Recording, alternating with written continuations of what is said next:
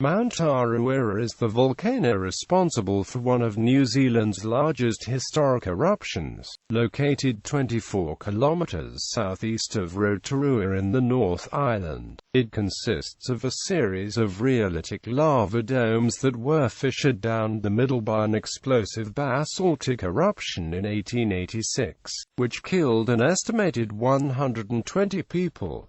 These fissures run for about 17 kilometres northeast-southwest. The volcano's component domes include Ruawahia Dome, Tarawera Dome and Wahanga Dome. It is surrounded by several lakes, most of which were created or drastically altered by the 1886 eruption. These lakes include Lakes Tarawera, Rotorua, Rhyolitic, Okatina, Okareka, Tikitapu and Rotorua. The Tarawera River runs northeastwards across the northern flank of the mountain from Lake Tarawera. Circa 1315 eruption. Mount Tarawera erupted around 1315. The ash thrown from this event may have affected temperatures around the globe and precipitated the Great Famine of 1315–17 in Europe. 1886 eruption. Shortly after midnight on the morning of the 10th of June 1886, a series of more than 30 increasingly strong earthquakes were felt in the Rotorua area, and an unusual sheet lightning display was observed from the direction of Tarawera. At around 2 a.m. a larger earthquake was felt and followed by the sound of an explosion. By 2:30 a.m. Mount Tarawera's three peaks had erupted, blasting three distinct columns of smoke and ash thousands of meters into the sky. At around 3:30 a.m., the largest phase of the eruption commenced. Vents at Rotorua produced a pyroclastic surge that destroyed several villages within a 6 kilometers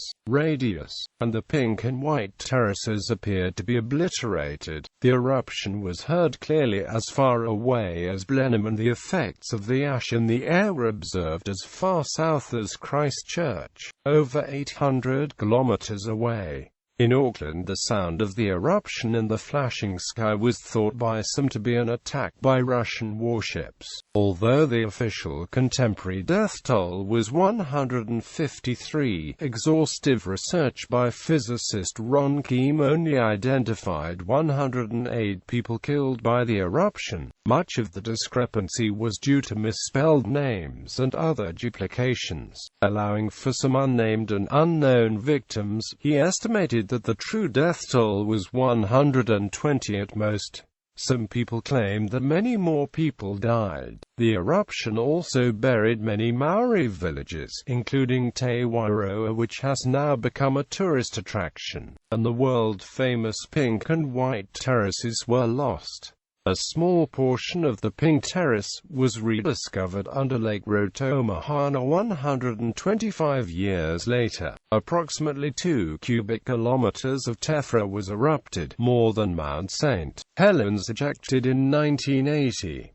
Many of the lakes surrounding the mountain had their shapes and areas dramatically altered, especially the eventual enlargement of Lake Rotorua, the largest crater involved in the eruption, as it refilled with water. The rift created during the eruption extends 17 kilometers across the mountain, Lake Rotorua, and through the Waimongu volcanic rift valley. Some of the local survivors at Tarawera took shelter in a Maori meeting house, a whare nui, named Hinamihi, which was later taken to England and erected in the grounds of Clarendon Park, the seat of the 4th Earl Onslow, who had been Governor-General of New Zealand at the time.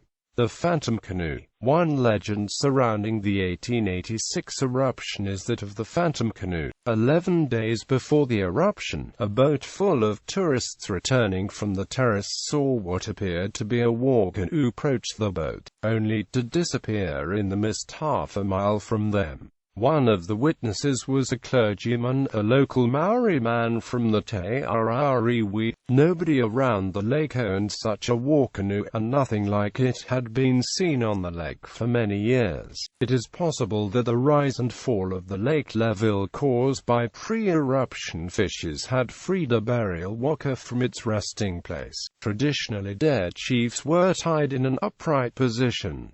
A number of letters have been published from the tourists who experienced the event. Though skeptics maintained that it was a freak reflection seen on the mist, tribal elders at Tarawera claimed that it was a waka waru and was a portent of doom. It has been suggested that the waka was actually a freak wave on the water, caused by seismic activity below the lake, but locals believe that a future eruption will be signaled by the reappearance of the canoe. Gallery.